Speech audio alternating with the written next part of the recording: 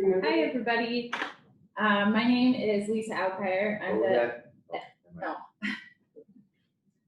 got a few of us here from the Weed Board and PUD in this room, but I'm Lisa Alkire. I'm the Education and Outreach Specialist for the Pend Oreille Weed Board. You may have heard from me in the past couple of days, especially with the fast turnaround going from a live to a virtual workshop. I just want to thank you guys so much for joining us this morning and being flexible with us as we put all of this together. At this point, I'm just going to ask Ray to come on here and go ahead and do your presentation. Thanks, Ray. Thanks, Lisa. Appreciate it. Like Lisa said, I'm Ray Hance, and I am the Director of Wildlife and Terrestrial Resources for the tribe. And fancy thing about that is I manage a whole bunch of terrestrial resource issues like from archaeology, forestry, agriculture, wildlife, land management. So that's kind of my bailiwick. I stay out of the fish and aquatic resources side. We have another guy for that. And today I'm going to talk to you a little bit about some practical information for landowners when it comes to shoreline stabilization. So when I talk about shoreline stabilization, I generally talk about it in terms of habitat-based or a bioengineered solution.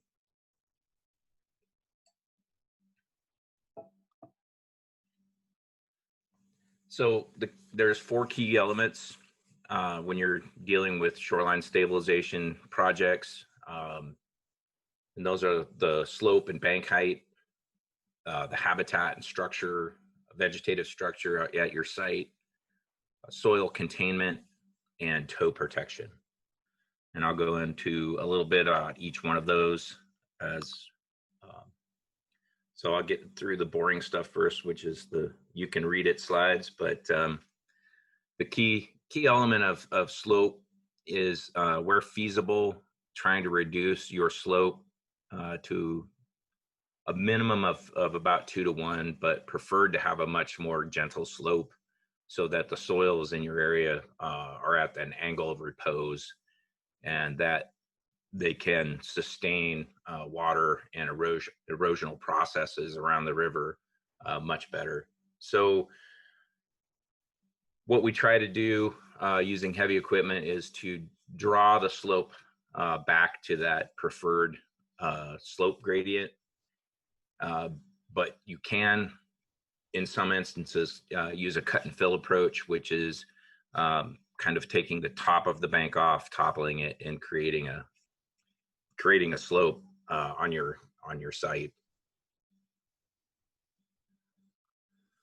So the opening slide and this slide are good ones to kind of describe sort of the standard condition that we deal with a lot, especially in the Kalispell, Cusick Valley area, where we have oversteepened banks that are basically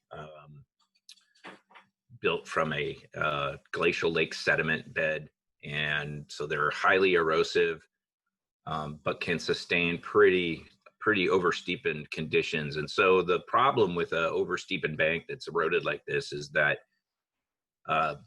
it basically hampers access to the river. So whether you're a human or a 4-legged creature, it's much more difficult for you to access the littoral regions of the river. Access for water, other resources, makes it very difficult. So what we try to do with slope stabilization, and in this case was a cut and fill project, was to reduce that oversteepened vertical slope into about a 4 to 1 slope on the river's edge. So the second key element to bank stabilization is habitat and structure. So vegetation is an important part of your work that you do. So when you're completed, or as you do your work, is to incorporate the structure that's already there as best you can.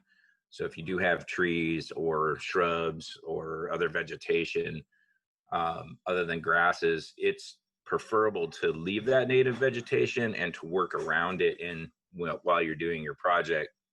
And then we add a lot of large woody debris at the tope and along the slope to add both floodplain roughness and bank complexity, so that it gives you areas for vegetation to either be planted or to be caught in high water events and to establish on its own.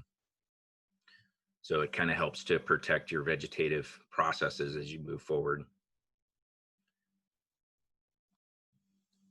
So when dealing with habitat and your vegetative structure, it's important to take that into account as you're planning your project. And this particular project was on East Branch, LeClaire Creek, where we removed a road and a bunch of undersized culverts and restored a native channel. What we did when we did that is we removed a lot of the vegetation that was currently in the margins of where the creek channel would be, and then replanted those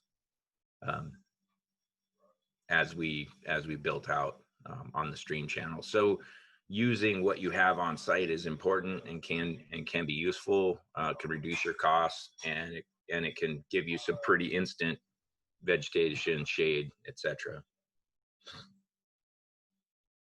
And here, just planting, we're basically on the top of the slope, planting trees to give us that really long root structure that's going to help hold that bank together long term.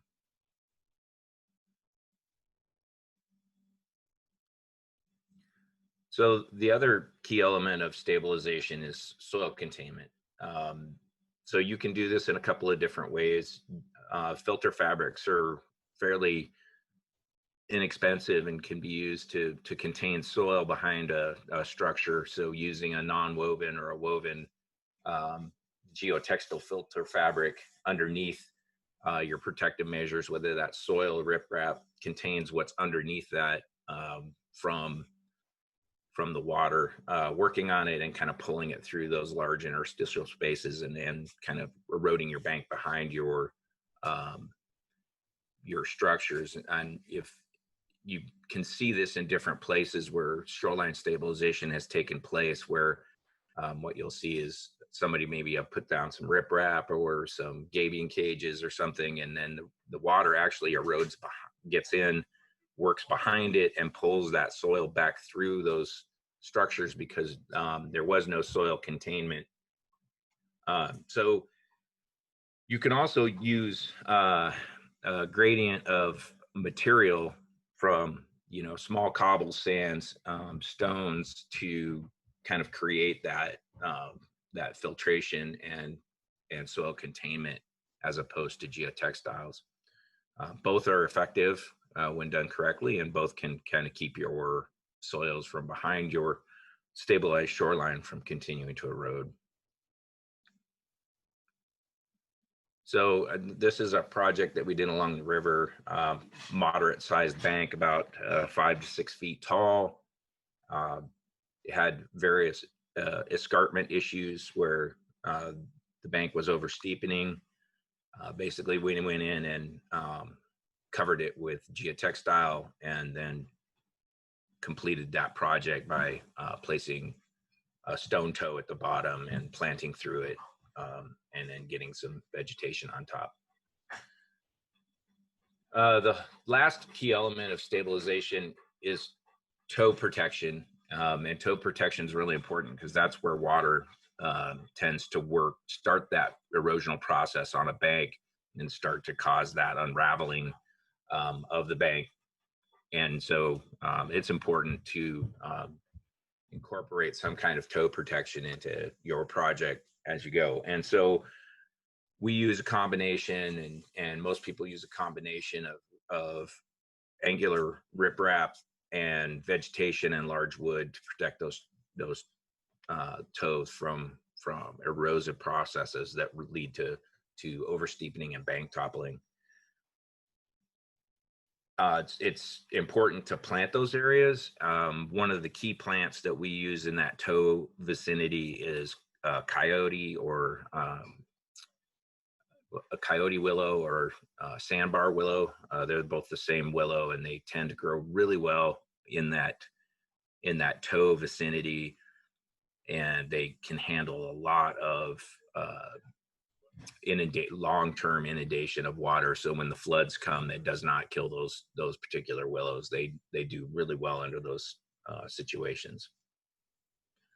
So one of the key points with toe stabilization and bank stabilization is that it's not necessary to riprap from top to bottom to protect your shoreline. If you can take care of the process issues that are happening with your particular shoreline, you don't necessarily have to riprap from top to bottom. In this case, you see we have a very good set of crown vegetation. Now, if erosion processes continue to work on that toe and sort of start to destabilize that slope from the toe up, that vegetation can topple over time, but that structure is holding that bank together for the most part. So adding basic toe protection was really the only thing that was necessary on this particular site. So working in the dry, protecting that toe, that bank is going to have some long-term stability over time. And then you basically plant in those interstitial spaces of the riprap and below the riprap to add that vegetative component to help break waves and capture sediment and continue the process of a stable shoreline. So one of the things I wanted to talk about, because I think it's important for landowners to understand, is that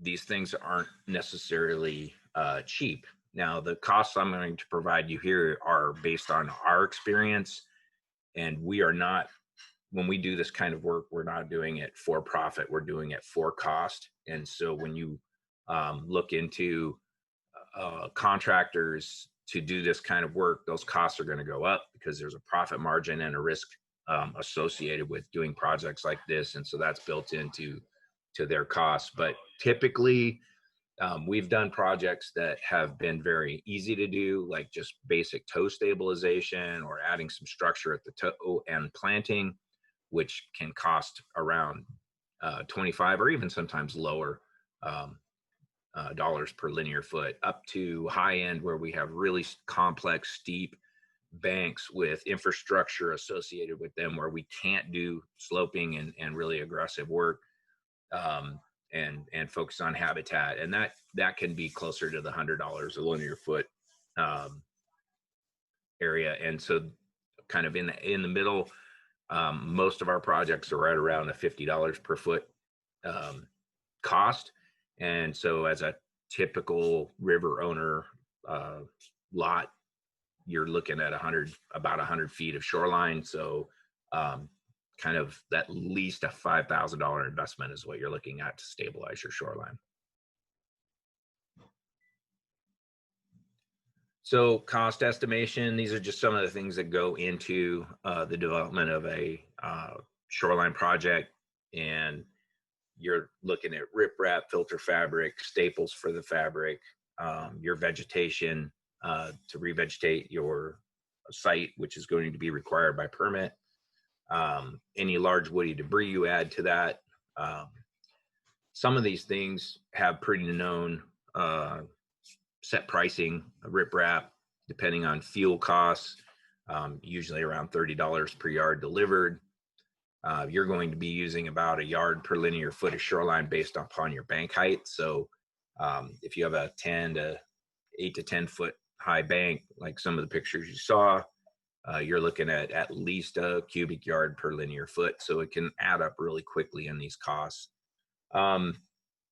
Filter fabric has been a pretty standard product that we use, and it's about $2 a foot for 12 foot wide. You can get it at up to 15 foot wide, I believe. Staples go along with that, and they're about $50 a box. Vegetation can be free. Like I talked about, you can use on-site vegetation as part of your design. You can use cuttings, willows, cottonwoods, all grow from cuttings. So you can basically take a cutting of a tree that is basically the last year's bolt from that tree or that branch and plant that into into the wet shoreline grounds, and they will grow from that. The large woody debris, of course, can be free if it's on site, or if you're buying it from a mill or something, you're buying it at market rate. Currently, pine and some of the firs are pretty inexpensive at probably $350 to $450 per 1,000 board feet, which is probably about a 15 to 20 foot, 12, 14-inch diameter tree. And then you have labor costs and heavy equipment costs that go along with that as well. And those can vary based on the equipment and the contractor. So factors that affect the construction and costs of a project include your bank height. So the higher the bank, the more it's going to cost, just because of the nature of trying to re-slope a vertical bank like that. And then you have your condition severity. So how vertical is it? How stepped is it? So is it a stepped shoreline where you can do basically less work at each erosional step, as opposed to an oversteepened tall bank where you have to do a lot of excavation and heavy equipment work. So there's also your existing vegetation and your site conditions. So how complex is that? Are you working around trees? Are you working around large shrubs that you want to keep on your site to help protect those soils behind your stabilization work? And then, proximity to infrastructure. How close are you to a home? How close are you to a porch or a well? These things happen. People build property erodes,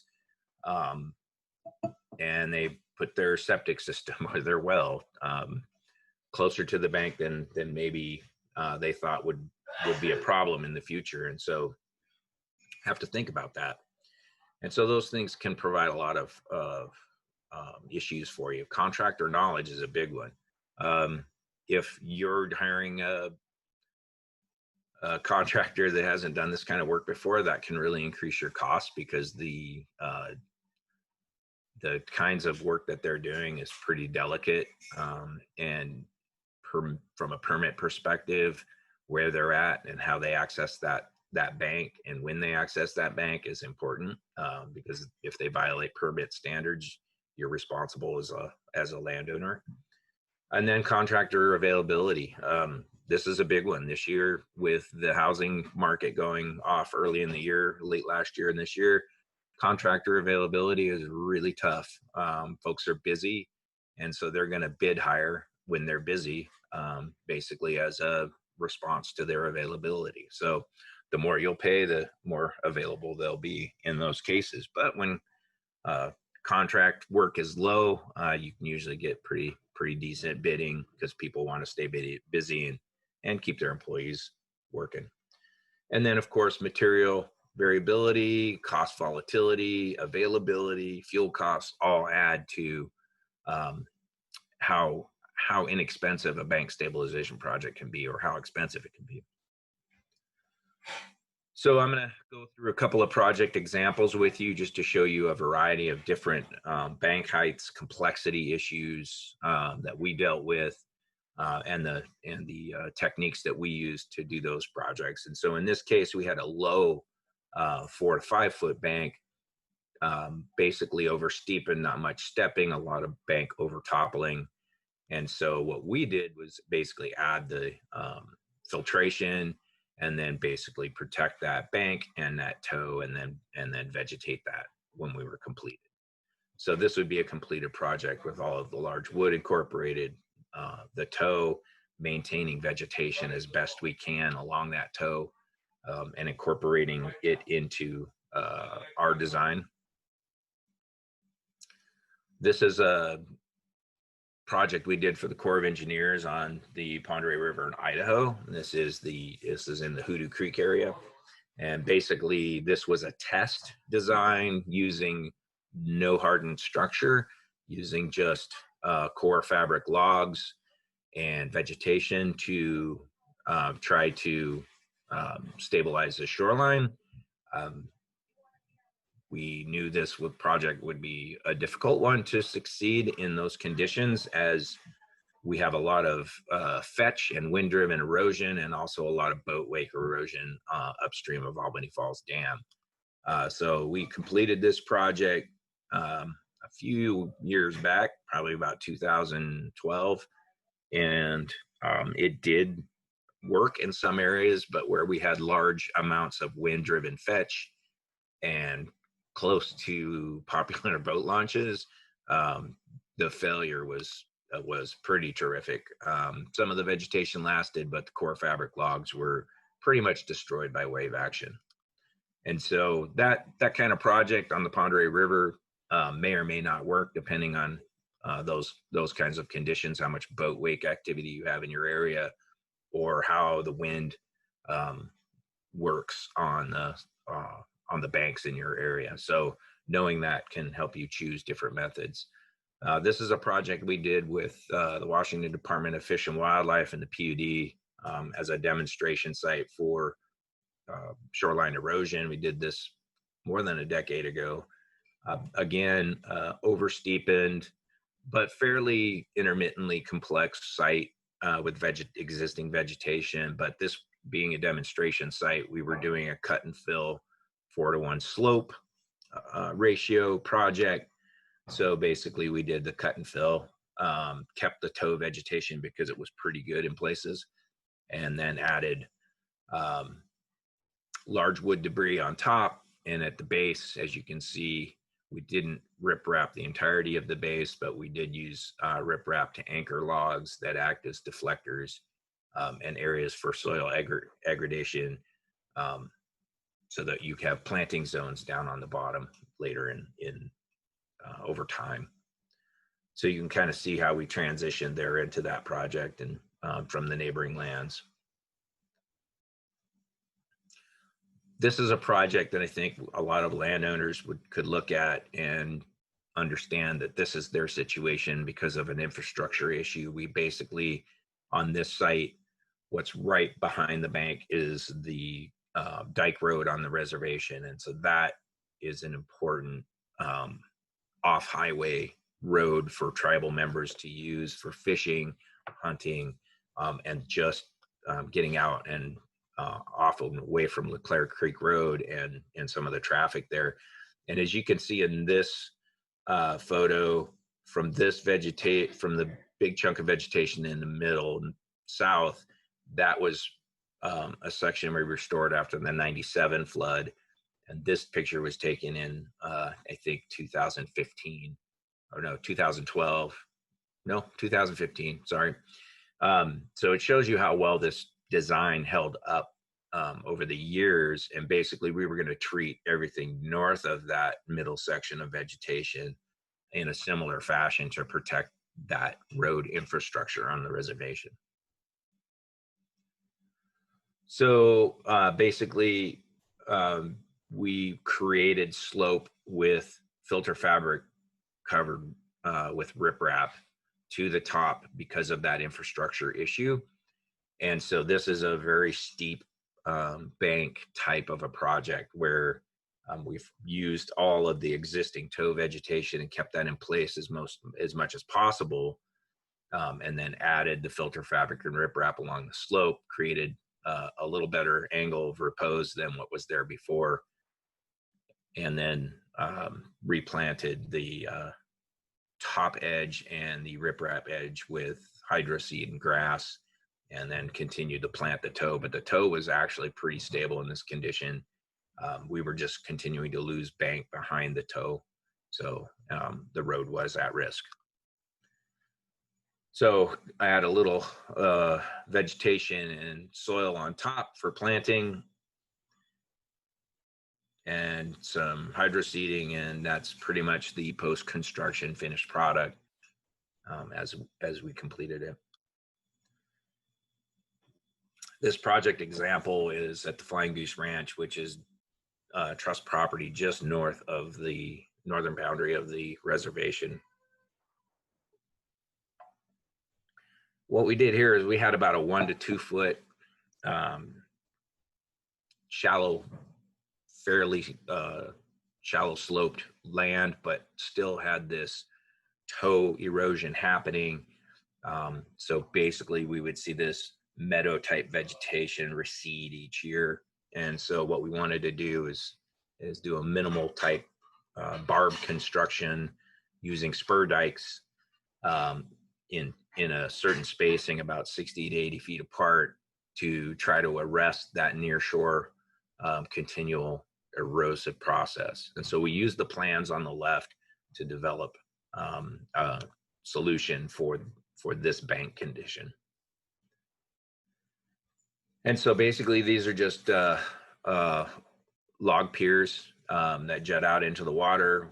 We used basically long on-site wood with root wads where we could to add that structure, and then anchor and cable those logs down so they don't float off, and use riprap to sort of anchor those logs as well. And then those logs act as a deflector and basically push the near shore velocity of water out to the tip of each one of those structures. And so it basically extends hydrologically your bank further out, and so you don't get that water working on the edge of that grass vegetation.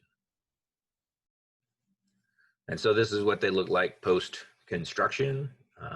And they're, like I said, they're about 60 to 80 feet apart. Basically, by doing that, when the water is up, it pushes the near shore velocities to the end of those structures, and so you don't have the flows working directly on that vegetated front and continuing to erode that low slope toe.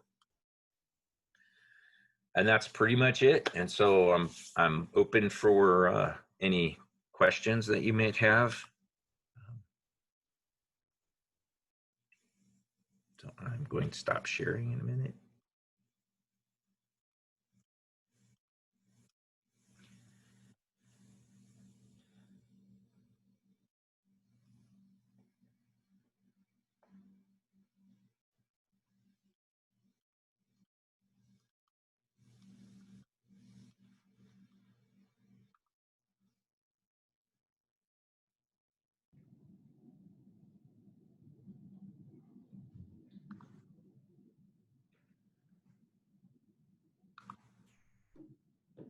Ray, that was an excellent presentation. I have to say that the photos and the project examples you showed are some of the best photos and examples I've seen for our county. So it seems like you've done stuff from, a small erosion to, pretty extreme. So having those examples was really valuable to be able to see. Yeah, so we've been working on projects like that at the tribe since I came on board back in '93, I guess. So we've been working on and improving sort of our understanding of shoreline protection over the last 25 years. So is this something that landowners can reach out to you and the, Kalispell Natural Resources for help on this issue? Do you guys have any grant funding, or how does that work exactly?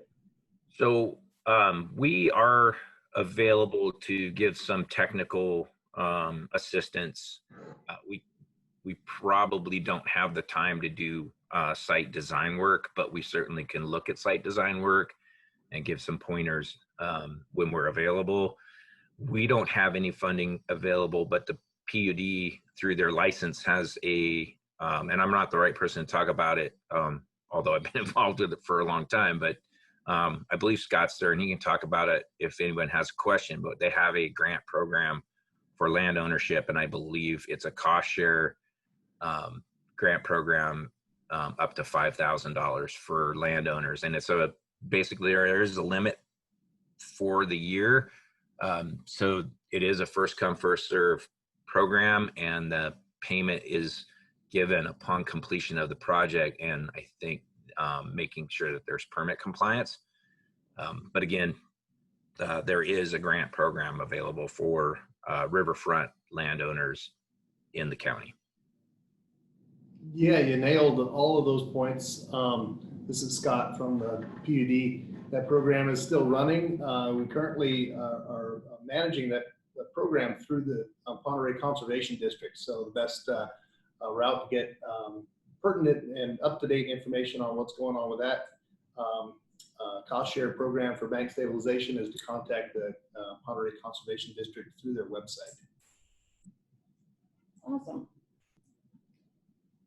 But we're available to give you know, that technical review, or at least some advice to folks as they attack one of these projects. The permitting, we can give them some advice on permitting. The county planning department has the joint aquatic resource permit application, the JARPA. Basically, it's a one-stop permit. So you fill out the JARPA, you supply that to the county with permit fees for the various permits, and that covers you for county permits, state permits, and federal permits through that single application process. So it is a streamlined application process for getting permits, but there are some fees associated with that, and the timing for permit completion can vary between agency and you know, sort of complexity. And so if you have a pretty raw design without, you know, calculations of yardage and different things that are going to be necessary under permitting, I think the county has resources, the Ponderay Conservation District has resources, and of course the tribe, if we're available, certainly are happy to assist the landowner with some advice as they move forward. Awesome. Thanks for taking a minute to explain that to me, if not anybody else. I really appreciate that, and your commitment to present on this topic. I think the key elements you offered were really valuable, even just from a landowner just learning, you know, from today about what they can do to help their bank stabilization. So yeah, that was awesome.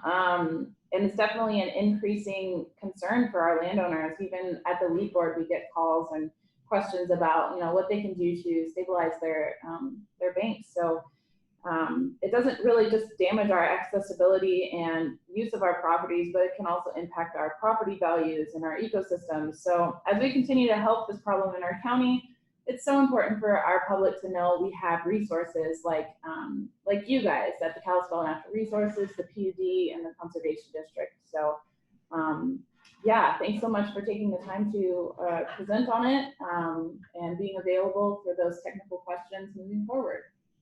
Yeah, and I think if I have one parting shot, I'd say vegetation is key. And if landowners remove all of the complex vegetation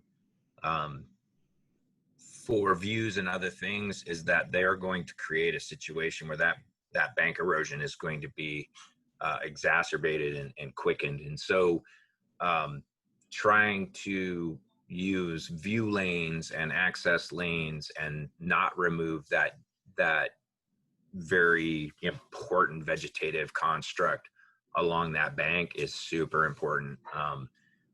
I know that it kind of seems like we all have a kind of a picturesque view of what our shoreline should look like.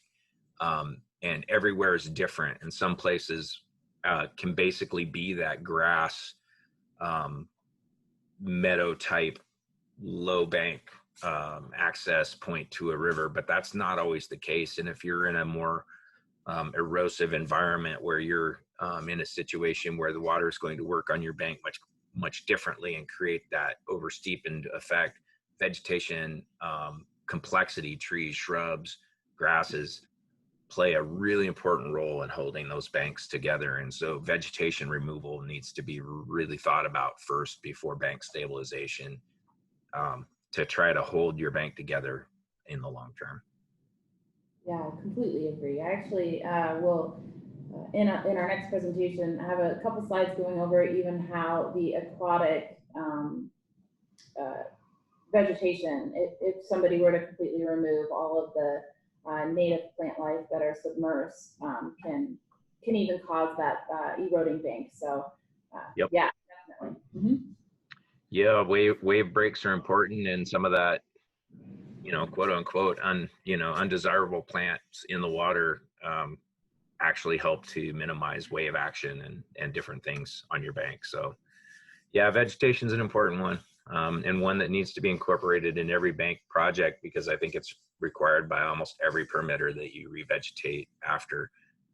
And so it can be kind of disheartening for a landowner to have gone through, and maybe somebody owned it before them, had cleared it, and then they come back in and want to stabilize it, and they're replanting basically everything that was taken out. But yeah. yeah, so vegetation. All right. Well, thanks so much for your time. I guess we'll move along here in our next presentation here. If you have any questions for Ray, you can email either myself or Ray, and we'd be more than happy to answer any questions you might come up with. But other than that, we'll move right on. Thanks, Ray. Lisa. Yep, thank you.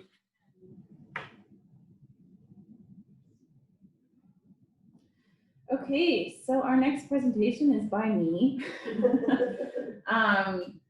My awesome, knowledgeable coordinator is also here. Her name is Sharon Sorby. Many of you probably already know her. So she is going to kind of help me during this presentation, because, if we have this much knowledge sitting in the room, why not use it, right?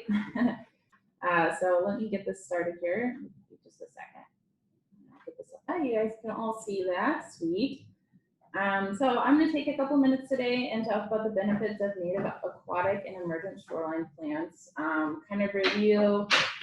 I think everybody has an ideal landscape that they wish they had on their riverfront or their lakefront properties, and oftentimes it doesn't go into the best ecosystem value for us. So I'd like to just go over that with you guys as well and talk about some aquatic invasive plant IDs, permits you need to have, and even some removal techniques that you can start using. All right. So there's the adaptations of aquatic plants. Again, these are going to be slides that you can just read along with me here. They're flexible, buoyant stems and leaves. They grow with low light.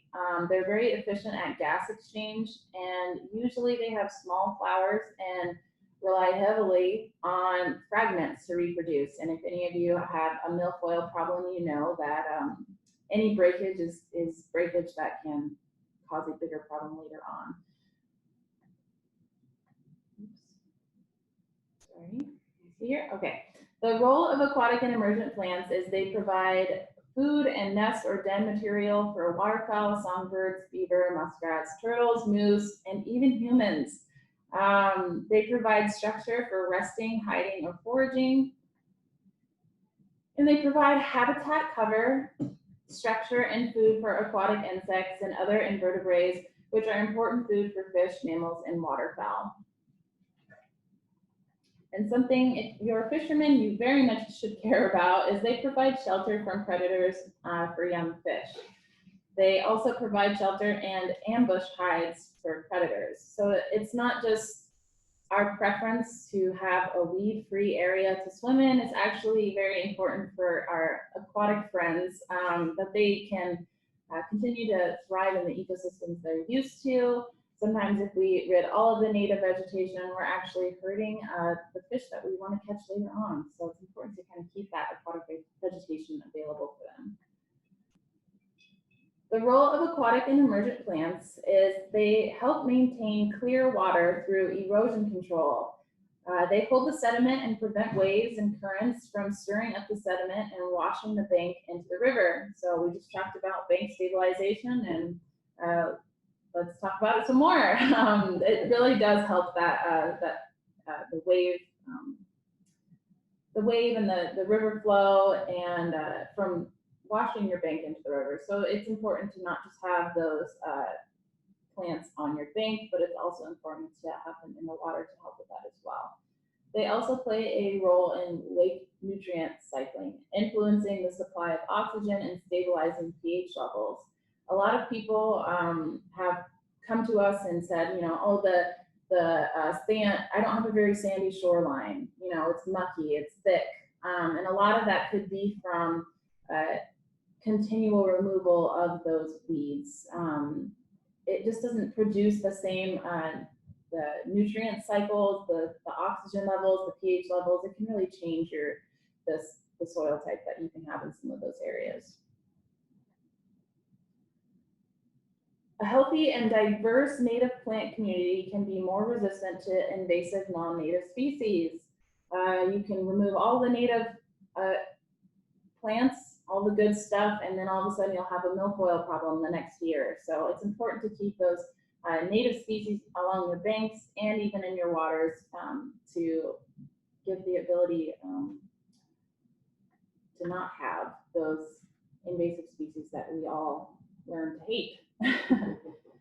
The role of aquatic and emergent plants, therefore, is the good shoreline vegetation is important for our water health. And this photo is probably the most important one in this example. You might be able to see on that left side, there's a lawn all the way down to that shoreline. That right there is a disaster in our eyes. There's so much runoff, herbicide runoff. There's almost no filtration of the nutrients that are lost because of that lawn. But on the right side, you can see with my little icon of that smiley face, that's what we want to see. That's what we would love to see along the shorelines in our county, because all of that native vegetation can actually filter some of the stuff you know, from our homes, as well as keep that shoreline really healthy and happy, maintaining all of those plants. So again, you can see the natural shoreline vegetation on the left photo there. That's what it would look like. And then there's that modified shoreline vegetation because, you know, well, we would like to have a great view from our homes. It's something like that would be the ideal situation. And that stripped shoreline vegetation, that right-hand slide, again, with all of those rocks and that lawn, it just stresses me out a little bit looking at it, because I know the loss of nutrients and what's happening in that photo. So again, the purpose of having a great landscape in your waterfront is great, and we want to support your goals in that. We want you to have a beautiful shoreline, but there is a right and wrong way to do it, and that would be a wrong way, not right one. As you can see here, the runoff volume, the phosphorus inputs, and the sediment inputs are very low in that left-hand side there. If we look at an undeveloped lakeshore lot, there is a natural baseline amount of stormwater, phosphorus, and sediment that enters the lake from that property. If you took the same lot and put a small primitive cabin on it, such as the middle photo here, leaving most of the vegetation intact, the amount of water runoff and phosphorus stays about the same, but sediment inputs from that lot increase by a factor of 4. Now, if you intensely develop that lot, removing much of that native vegetation and adding large amounts of impervious surface, that runoff volume increases by 5. Adding large amounts of that runoff. And there's 18 times more sediment going into the lake as compared with an undeveloped lot of the same size. Now, none of these scenarios include P inputs from septic systems. We're just talking about the surface runoff only here. And remember, sediment is not only a pollutant in and of itself, it is the vehicle for pathogens, heavy metals, and nutrients. Now, if this house on the right was the only house on the lake, its overall impact on the lake would most likely be negligible. But that's not often the case. Usually when you see a house like this, you'll see the neighbors following suit. Their shoreline properties will look very similar. Native grass strip, just 10 feet wide, captures 60% of sediment. A 20-foot strip retains 80% of the sediment. Established properly will remove up to 90% of the unused nitrogen. So again, it's just so important to have those buffers from your house, the upper parts of the lot, so that we can filter all of that stuff. Loss of natural vegetation. So this is one of the best picture examples that I can give you guys. As far as banks being receded, this is a great example. So wherever you see a C, that is where they took all of the natural vegetation and cleared it. The N is representative of that natural vegetation where it's undisturbed. So neighbors that are completely removing it, and then there's neighbors who are keeping it. And wherever you see that C, that's where they removed it all. You can actually see in this photo that the shoreline is receded due to that increased erosion. So that in natural vegetation is undisturbed, shoreline is stable, it's not eroding in these photos. So the red line is the former.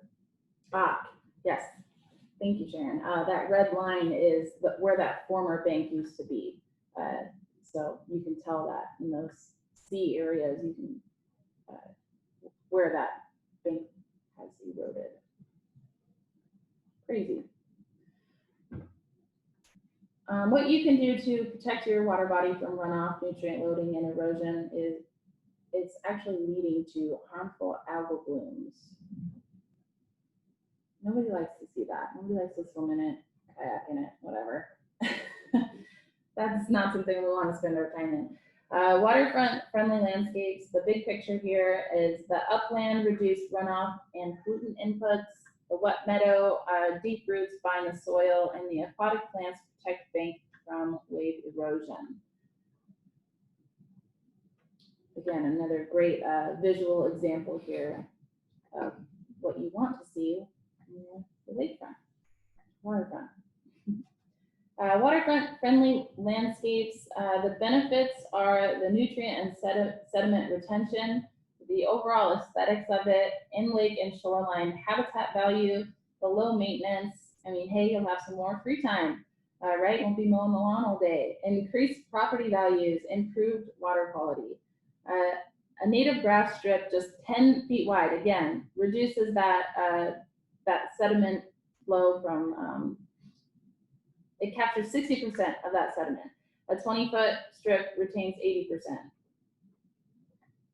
So you're doing a lot by just having that catch-all zone. Unmowed grass strip. Oh, unmowed grass strip. Sorry. Let me run it. All right, managing nutrients at home, your yard care. Your goal is to keep runoff water on your property. Isn't that a courteous thing? Start with non-chemical options. You're going to apply mulch and compost, pull weeds by hand, plant species that attract beneficial insects, replace lawn with native ground cover or shrubs, use fertilizer sparingly, please. Slow release is always better, especially when you have an aquatic, a riverfront or waterfront property. Many people use fertilizers, weed killers, and pesticides to enhance their yards and gardens, but if you use too much of these products or apply them at the wrong time, they can end up in local lakes and streams. Make sure that you're reading your product labels. Follow the instructions for safe use and disposal. Use fertilizer sparingly. Test your soil to find the right dose and type to match your plant's needs.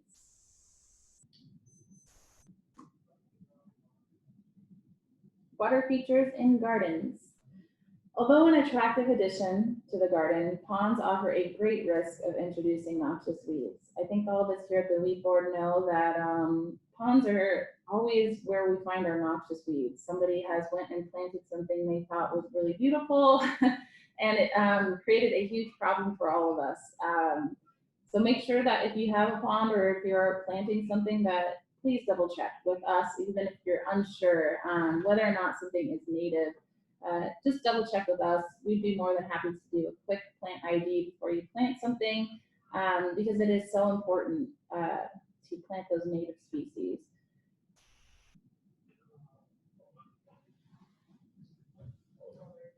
water gardens, emergent wetland and riparian noxious weeds. These are some of the weeds that we see a lot in our county. We've got some garden loosestrife up in that left-hand corner. That purple loosestrife, which looks a lot like lupin, but isn't. Much taller. The Bohemian knotweed, that's another one that we see. Yellow flag iris, if you're out at Sasheen, you might have seen that. Become quite a big problem. Hairy willow herb and flowering brush, which is what we call Pend Oreille County's #1 threat. Flowering brush is an increasing problem in our river. If you ever happen to see that weed, please call us and let us know where you saw it. We're trying to keep a really close eye on this one and have put a lot of funds to that. We'll have an update and a bigger session on flowering brush later, so I won't go too far into it. But again, that weed is our biggest threat right now. These are the submerged noxious weeds that we can really talk about here. We've got our Eurasian water milfoil, which is right in the middle here. A lot of people are unsure if they have a water milfoil problem or if it's what would you say, Scott? What's the most common? There's a water buttercup that looks very much like milfoil and grows just as dense in some places. Yeah. Coontail looks a lot like it, grows a lot like it. The red stem is what I look for. Yeah, that's what I was going to say. Not all milfoil, not all of our milfoil has a red stem, but if you've got a dense crop of it, you'll almost always see some that does. Yeah, that's a great point. If you've got a dense mat of aquatic vegetation and you're unsure what it is, definitely look for that red identifier, because that will help you figure out if it's a milfoil problem. And then again, we've got the parrot feather milfoil off to the left, the Brazilian elodea in the right-hand corner, and the fanwort. So you can see how those would be all look kind of similar, but if you really get up close and take a minute to ID it, you could do it. I know you could. So water gardens, these are the floating noxious weeds we see. We've got the fragrant water lily, which I've only recently heard has become a huge takeover up in the Sasheen area. You've probably seen that. The yellow floating heart and the water hyacinth. And that wonderful picture of the hippo there is only to tease you that you never know what wildlife you may attract when you change the ecosystem, when you don't deal with these problem invasive species.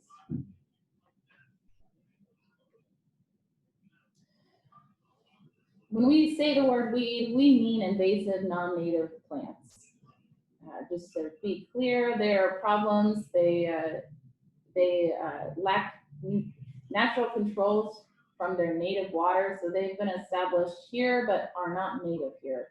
And because of that, they don't have those control methods maybe from other areas of the world where they're actually natural from, so they have a rapid reproduction in our area. These non-native weeds completely change habitats. They form near monoculture. They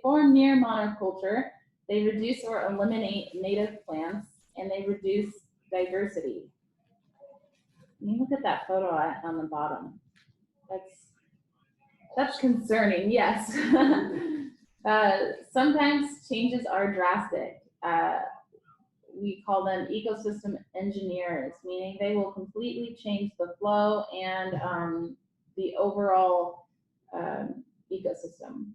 They change sedimentation, the invertebrate assemblages, and change cover, altering predator to prey relationships.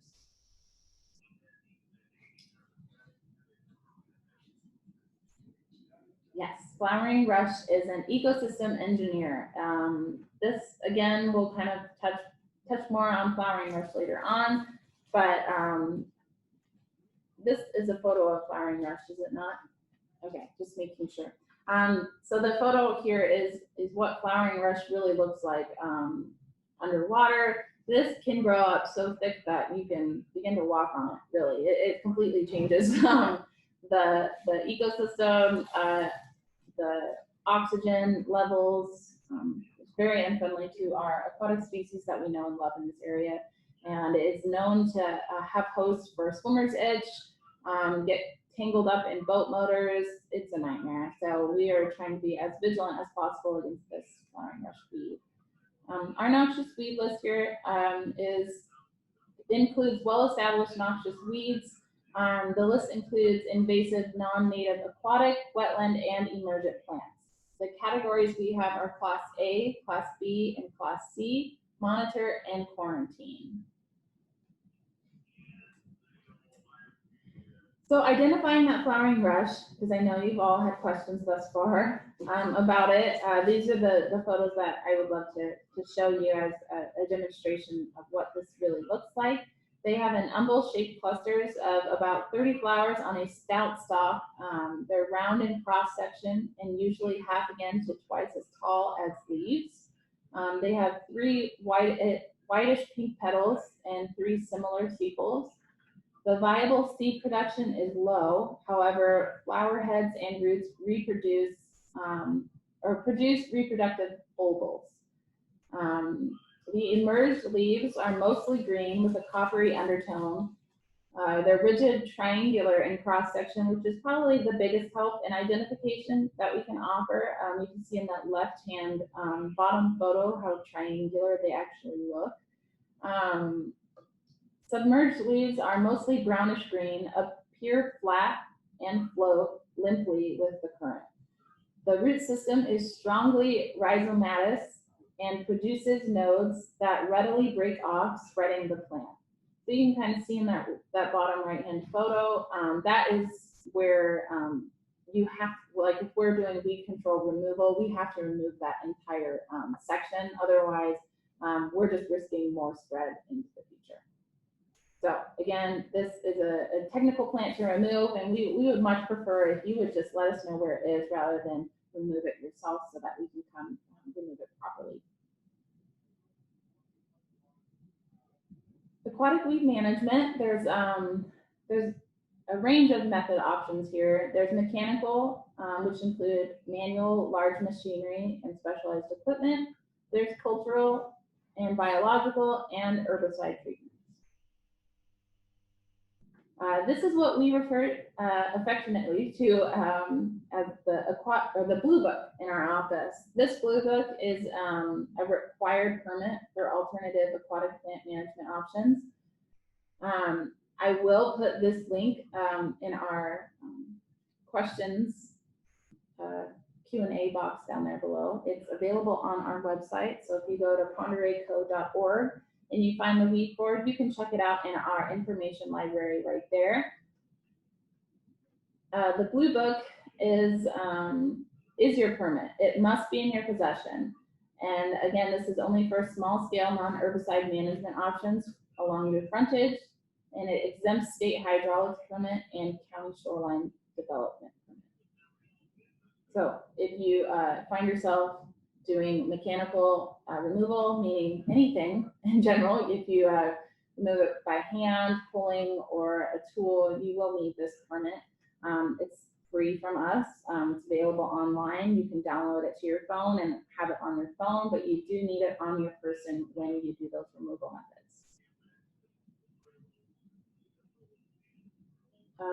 Provisions and recommendations are general and specific. Each control method has requirements listed. The common requirements include fragment removal, the minimized sediment disturbance, protecting water quality and preserving fish life, and you do not disturb or remove fish habitat structure, like that large woody debris. And then you also need to minimize disturbance of shoreline vegetation. All right, so we have an NCS program, and for our neighborhood cost share program works for river funding. Individuals or neighborhood groups choose weed management tool options. The applications are submitted to us. The individual cap is $500. The group cap is $1,000. The work is implemented, work reports, photos, and original invoices are submitted to us, and then those reimbursements are made.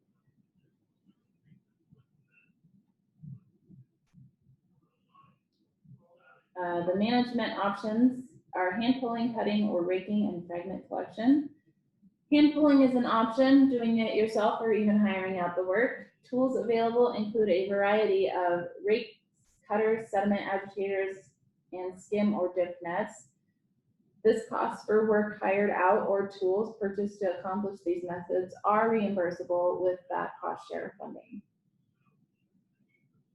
The management options are mechanical, or some of them are mechanical harvesting. This is not suitable for pioneering infestations. They're limited to deeper water to prevent sediment disturbance. And then there's these weed control units. Currently, several vendors with wide cost ranges. Most operate on household electrical current developed to or delivered to the control unit attached to the dock. One is a standalone that operates on hydraulic pressure delivered by an onshore irrigation pump. May not function properly with tall or dense weed infestations or in high current areas, and not suitable for flowering rush management. And my good friend Scott here, he's going to go over these tools in detail later on.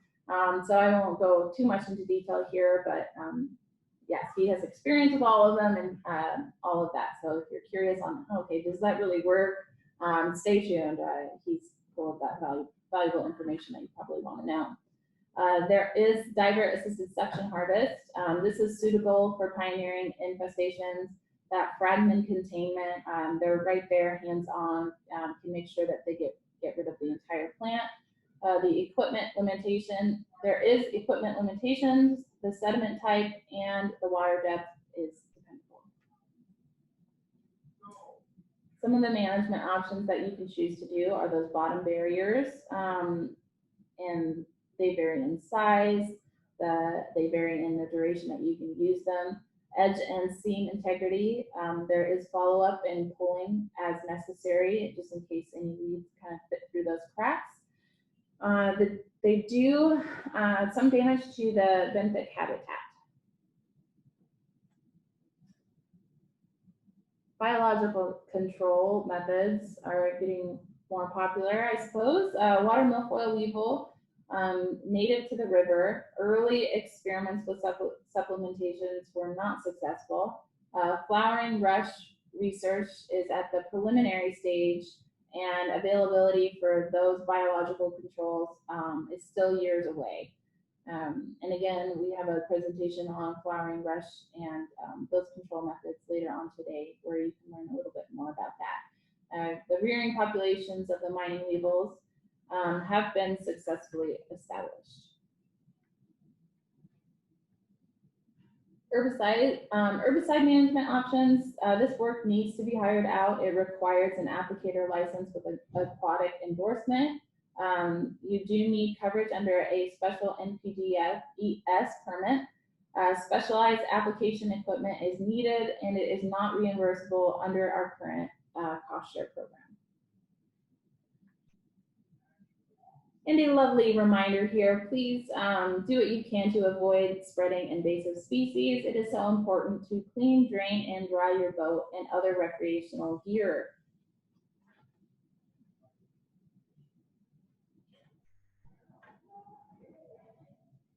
All right. We do have an aquatic interactive map here. I don't know if you can click it from this. Well, I don't know if you can click it in Zoom, but it is interactive. It won't let me open it.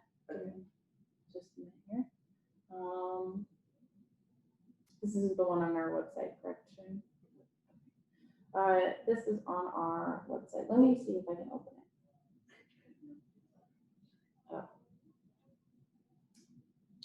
All right. Well, I don't have a ton of other things to kind of go over with you guys. I hope that was helpful, and you have some new knowledge on aquatic weed removal And the application. Yeah, we have a application that I mentioned before that we can kind of talk about briefly here.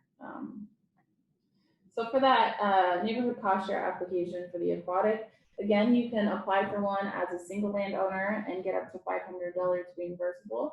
And then if you apply for one with your neighbor, you get $1,000 that is eligible for reimbursement. And those are available on our website, that cost share application.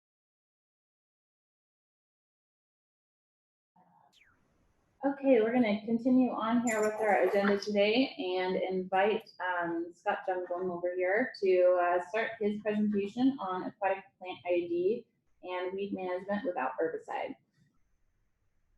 Let me share his screen here. Give me just a moment.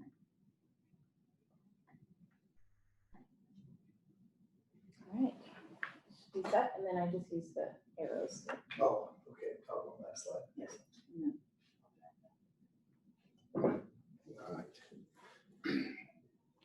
Okay.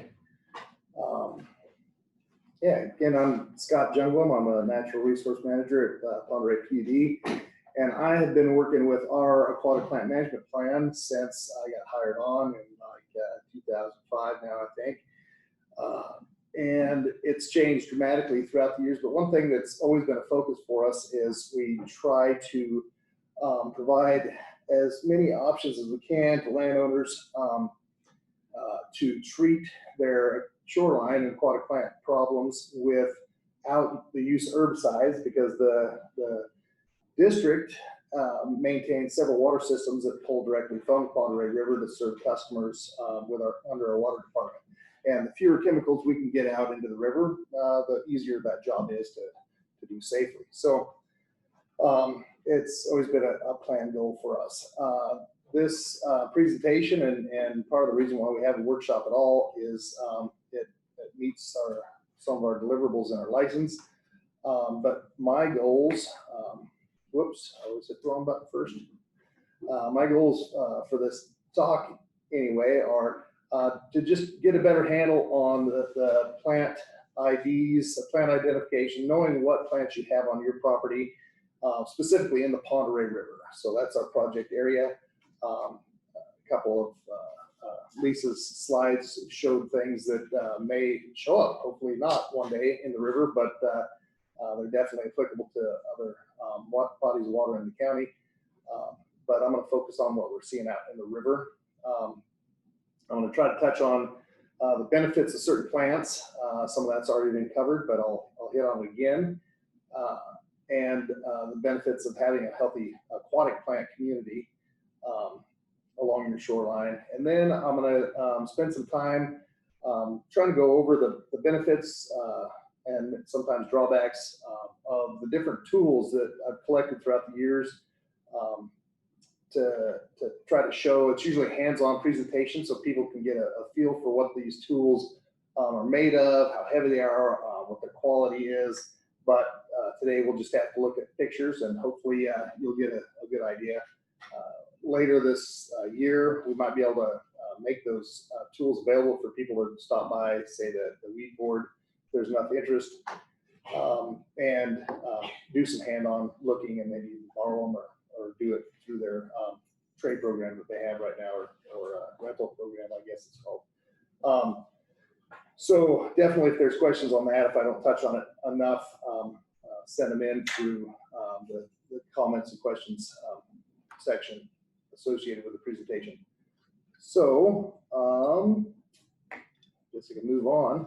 So seaweed, milfoil, and other green slimy stuff. When I first started working with this program, everybody called everything milfoil, and if they didn't, they called it seaweed, which always cracked me up because I spent a lot of time working in the ocean and as a commercial fisherman, and it's not seaweed. It could be a lot of things, but it's definitely not seaweed.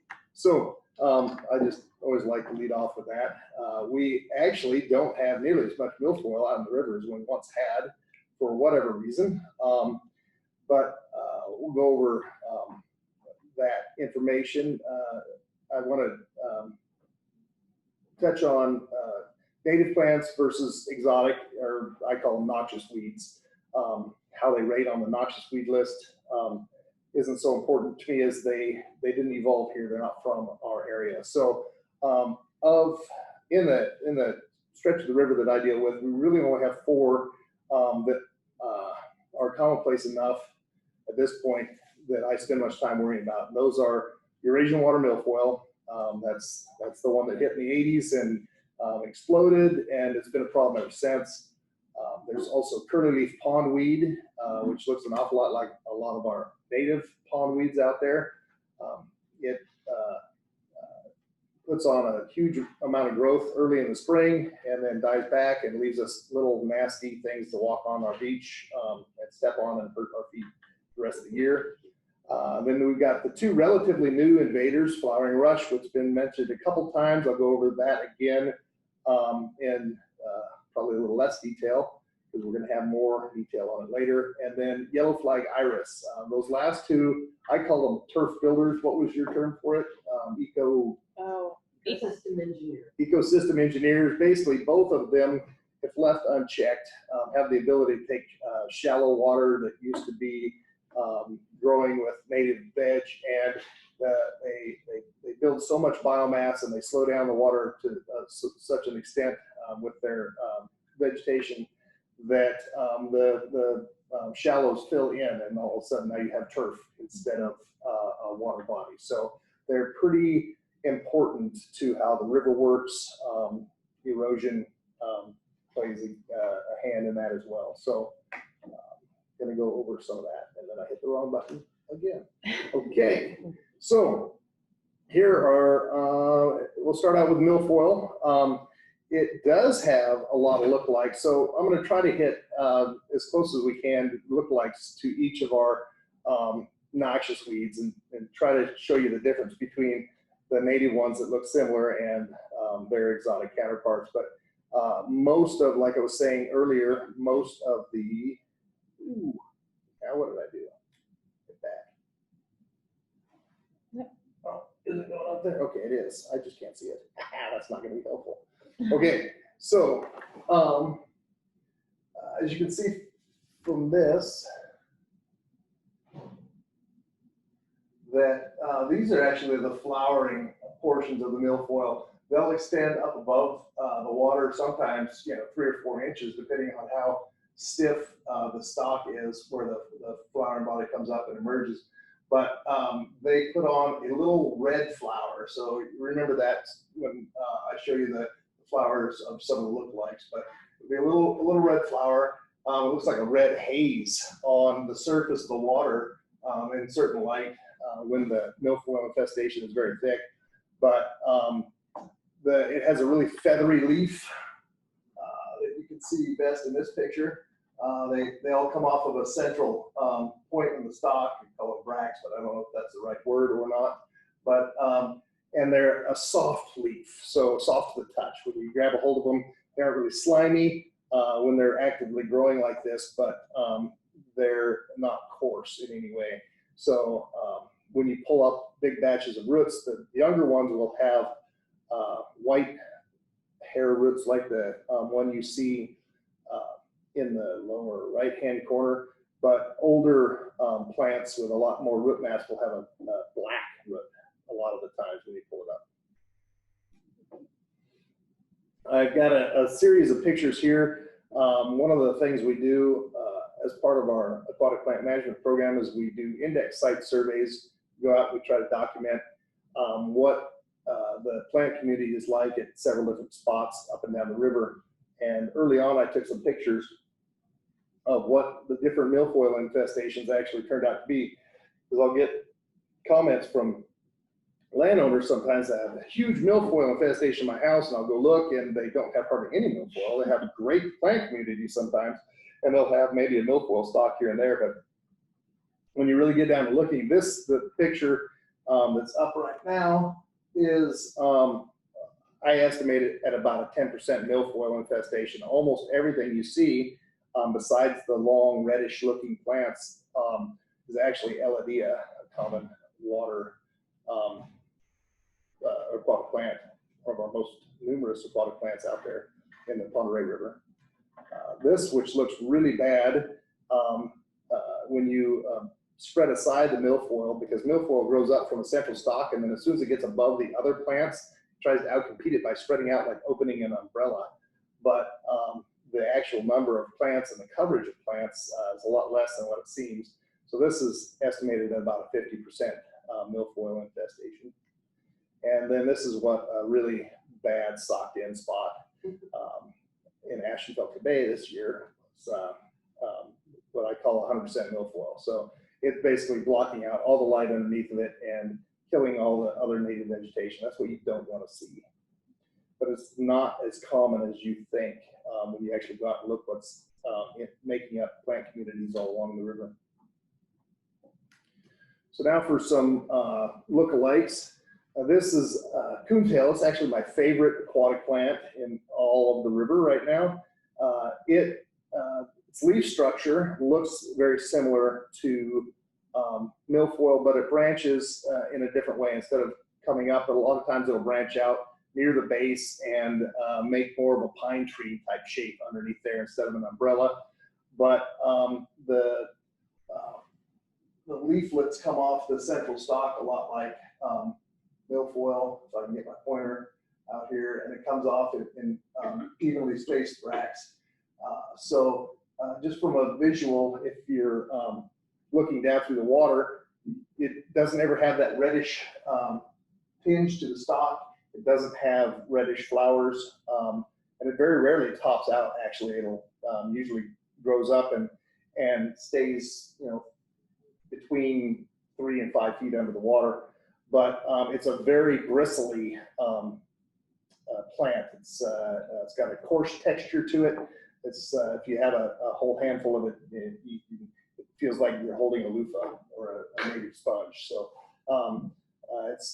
but what I like about it is it holds its shape. That coarser texture makes it fantastic fish habitat, because when all the rest of the plants are dying back in the fall, coontail holds its shape. It's got like a fibrous skeleton inside the stalks, so that fish can use it for shelter. The small fish can use it to hide, and then as the plants all die back, you'll see humps down there, and that's the coontail holding up the other vegetation. Fish can use it for overwinter habitat and shelter when everything else is just basically a dead mat on the bottom. So it's kind of a neat plant. This is Elodea. Common name is just waterweed, not very creative, but it gets mistaken a lot of times for milfoil, but to me it doesn't look very much like it. If you've got a single stalk of milfoil coming up without branching off, it can look a lot like Elodea when they're both pretty young, but milfoil quickly branches off and gets fluffier, if you will, than Elodea. When you've got a thick infestation of Elodea, it looks like 60 shag carpet growing up from the bottom. It's even and it covers like 100% and just waves in the wind as if the shag got out of hand and somebody laid it outside on the deck. It's pretty cool. I love Elodea for ground cover. One of the things Lisa mentioned as far as the benefits for having a native plant community is it prevents, it's like having a good grass crop. If you've got good grass crop, then you don't have weeds coming in. If you've got a strong Elodea crop, you don't have milfoil coming in, because it chokes it out. It prevents the fragments from touching the ground in a lot of cases, and you don't have to do as much weed control if you've got a good coverage of Elodea down there. The other thing is Elodea rarely tops out, so if you want something to cover your bottom but you can still swim over it, Elodea is your plant of choice, in my opinion. In the shallows, this is water buttercup. When they're out of the water sitting on a table, they don't look terribly similar, milfoil and water buttercup, but in the water, they do often look very, very similar. The flowers are completely different though. So if you've got a flowering one, the buttercup is traditional looking buttercup flower with the yellow middle and white petals. But it can grow as thick as milfoil. Usually starts a little shallower than milfoil does. You can see it running all the way up to the edge of the water line a lot of times, most places along the river actually. But the leaflets look very similar when you're just cruising over the top, and it can be just as irritating when you're trying to land your boat and pull away because it can grow pretty thick, but it is a native plant.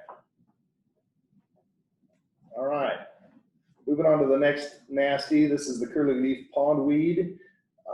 The photo to the left there is just some of the leaves of curly leaf pondweed. It's the one that it actually starts its growth in fall. When most of the other plants are dying back, it'll shoot up like winter wheat, and then it goes dormant, hangs out through the winter, and then it grows, starts growing really early in the spring. So if you have a bay or an inlet on your property, and you know, before the river even peaks, you're seeing just a huge weed infestation out there. A lot of times that'll be curly leaf pondweed.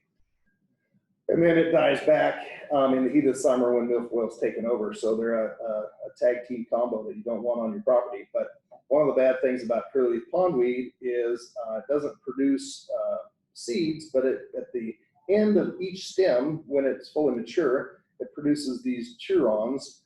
They're corkscrew-like, almost like the core of a pine cone. They're really hard, and they break off the end of the stem of the plant, and they pile up. The wind blows them up onto your shoreline, and that's how it reseeds itself with those chirons. They roll around.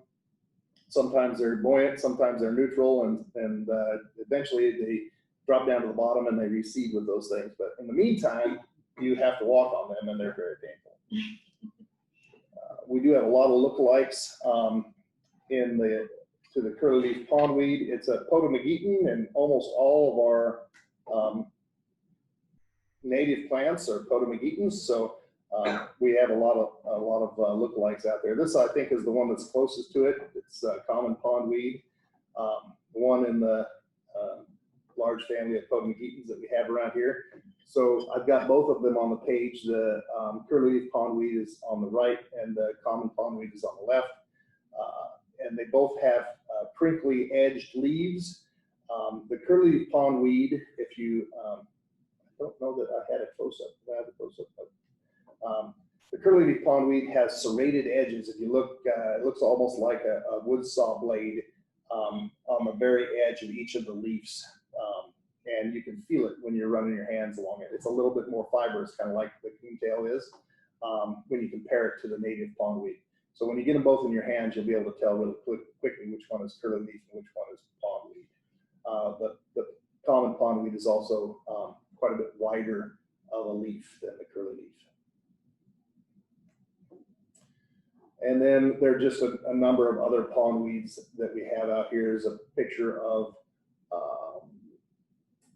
their names aren't too creative. I think it's longleaf pondweed down at the bottom left, broadleaf pondweed on the bottom right, and fennel leaf pondweed or something like that. It's got an herb name to it. I call it feather pondweed, but I don't think that's what the common name is. But they're all potamogetons in the same family as the curly leaf. So I just thought I'd throw that up there. We've got a big diversity of pondweed that are native and beneficial. They're all fantastic fish habitat in one way or another. All right, so this one's flowering rush has been touched on a couple times. I left these pictures in here, especially these two, because I actually took these on the Pend Oreille River. So it looks just like the other pictures. If you get the wrong infestation, a lot of times you won't get the pretty pink flower. If we never got one, we probably wouldn't have a problem, but unfortunately they do produce a nice pretty pink flower. But I won't spend a whole lot of time going through the ID because we've seen some of these pictures already. It does have the triangle. Trying to see if I had anything else that I wanted to say around here. I guess I can go over the basics again in case you didn't catch the earlier presentation, but this is the biggest, nastiest plant we have on the river right now that we're trying to deal with. So it doesn't produce seed per se in the pretty pink flowers it produces every year, but it spreads in a number of other ways.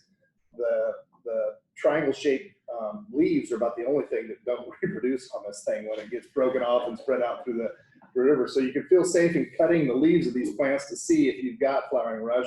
If it has that triangle shape cross-section stem, then you know that that's flowering rush. There are a couple of plants when they're really young that look very similar to this, but they're not quite as perfect at triangles as flowering rush. So you ought to be able to tell them apart. And if you don't know for sure, you can always report it, have somebody else come look, or give it a week or two while the plant develops, and then you'll be able to tell a little bit later that it is or isn't flowering rush. But so the top left-hand corner there, that picture shows some of the buds that are produced on the roots.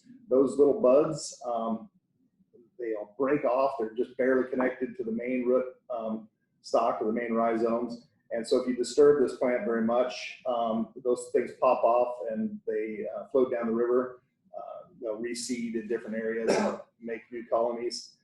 The little tiny hair roots that you see dangling down, those root fragments are all viable shoots, if you will. Anytime they break off and land in a decent spot in the soil, they'll grow. So this is a kind of a unique plant because it, in our system with our hydrology, it can grow anywhere from 20 feet below the surface, maybe even more, to 20 feet above the water line. So it's not restricted to just at the water line or just below or just above. So you can find this thing up in a field if it gets enough water. Moving on to this one. There's a picture of the rhizomes. It's got as the plant matures, it will start from its original infestation, and that portion of the plant just gets beefier and beefier under the soil, and it puts on new shoots in a lateral direction underneath the ground. And then as the oldest part of the plant dies off, it produces those little buds, and the buds pop out into the water column and seeds other locations. So the picture of the heavy rhizome to the right shows you after the bulk of the adult plant is died back, that's what's left, and that's all. You've got a couple little buds in there and that are ready to take off and seed other locations, and then that big meaty root will send off new shoots next year. Okay, so this is what it looks like when it doesn't emerge from the water. So it can grow either completely under the water, never put on a flower, just reproduce by sending out buds and root hairs. And but it looks quite a bit different if it doesn't emerge. So if it isn't growing shallow enough, it won't put off those nice green, healthy looking leaves that shoot up past the water. It still has the triangle shape when you cut the cross section, but it's usually darker brown to got a reddish tinge to the leaves, and they're more flaccid. They're limp when you pick them up. They aren't rigid. So if you see that out in the water column, it's really the only thing that's got that reddish brown shade to it that I've seen when I do my surveys. You drive over it, even if it's 5 feet under the water, you can see it, and it's clearly flowering rush. So keep your eyes open for it, and if you see batches of it, go ahead and call that information into the weed board. They're looking for it all the time. So it doesn't really have a look-alike. We've got a lot of rushes out there that are native, but they don't look like flowering rush, and their flowers certainly don't look like flowering rush. So the only look-alike that I've seen is this is duck potato. I'm sure it's got another name, but that's what I call it. Before the leaves on the duck potato plant open up and have that arrow shape, if you cut the stem when it's really young, it's got a almost perfectly triangle shape to the cross section of the stalks that produce the leaves on a duck potato. So that's the only one that I've confused with flowering rush doing my surveys throughout the years. And like I said, if you just wait on that identification for a week or two, if it's a duck potato, it'll grow up more and it'll open up those leaves, and you know it won't be a flowering rush. And if it puts off a nice pink flower, you know it is. All right, the last one that I'm going to talk about as far as noxious weed go is the yellow flag iris. It's another one of those terraforming plants. You can see it, the picture on the left there, that when it moves into an area, it dominates it, and it puts off huge sod mats. So the tubers that look like sweet potatoes when you dig up this thing, and the mats are incredibly heavy. Every year when we do this project, I try to go out and get a chunk of this, cut it away from a batch if I find it on the shoreline, and bring in a foot that's got the roots and the plants and stalks and seed buds. But the first time I tried to do it, I was shooting for the moon, I guess. Got about a 2 foot by 2 foot square of this thing. I couldn't lift it up and get in the boat. That's how deep the root base goes. In certain soils, it'll go 1.5 to 2 foot deep. These tubers grow down through the ground. So trying to lift all of that dirt and the tubers and everything up into your boat is not fun. But the other interesting thing about it is both this plant has the ability to both terraform, which is build in soils and fill in bays, which you don't want, but also if it's in the wrong area along the shoreline, all those tubers become buoyant when the plant's flooded. So when we have a nice flood year around here, if this is growing on the normal full pool water line and the water goes up 10 feet, sometimes these, if you have a heavy mat of this stuff, it'll rip off, the whole mat will rip off. It'll rip off that whole 1.5 foot worth of root mat that it's got down there, and it'll float down the river in a raft, solid enough that you can almost walk on it. And it will stay viable and reseed itself wherever it lands at the end of the year. But more importantly for you, if it's on your land, then now you have an erosion tick point. There's no vegetation right at the normal high water line after the water goes down, and you've got to do something about that, or it'll just keep eroding and undermining the rest of your bank. So it can be bad in both directions.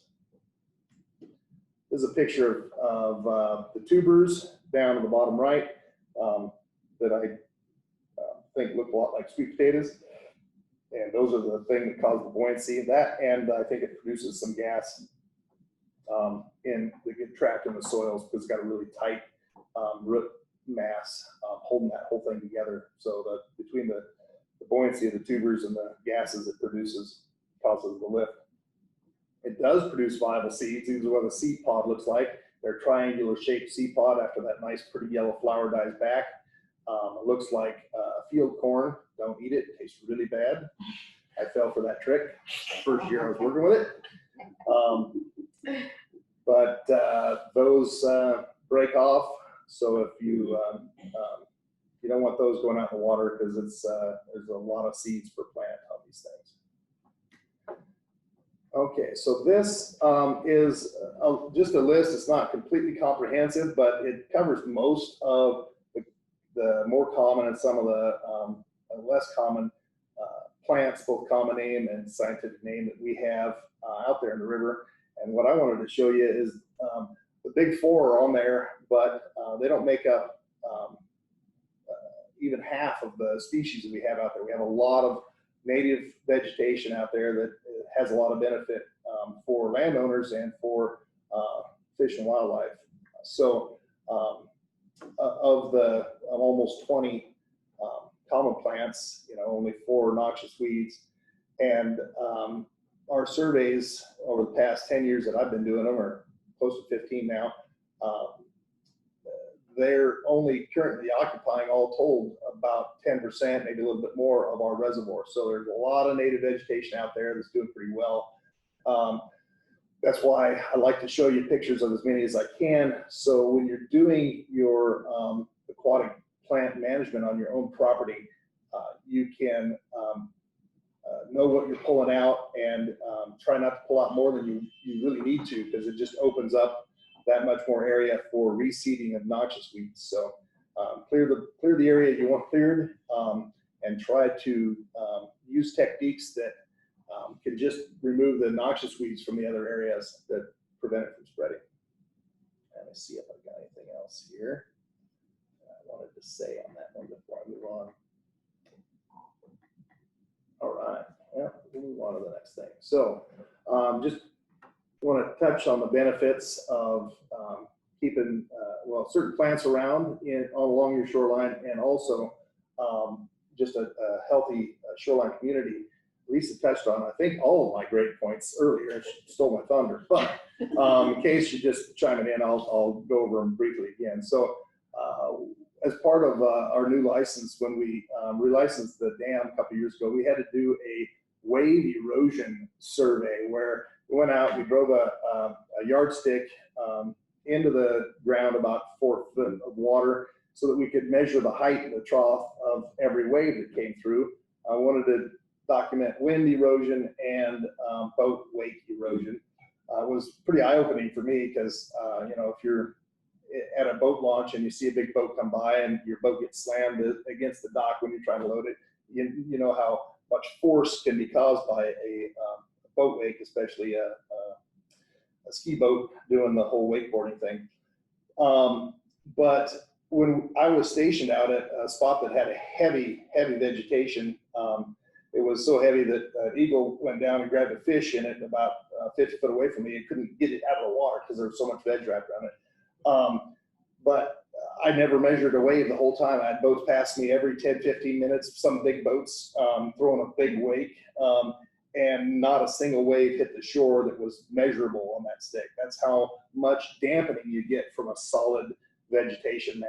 Now, most people don't want that kind of vegetation on their shoreline, but if you've got an oversteepened bank that you're dealing with already and you don't want toe erosion, you might want to clear out as little of the heavy vegetation as you can to use the portion of the bank you want to use, because it does do a great job of protecting the toe.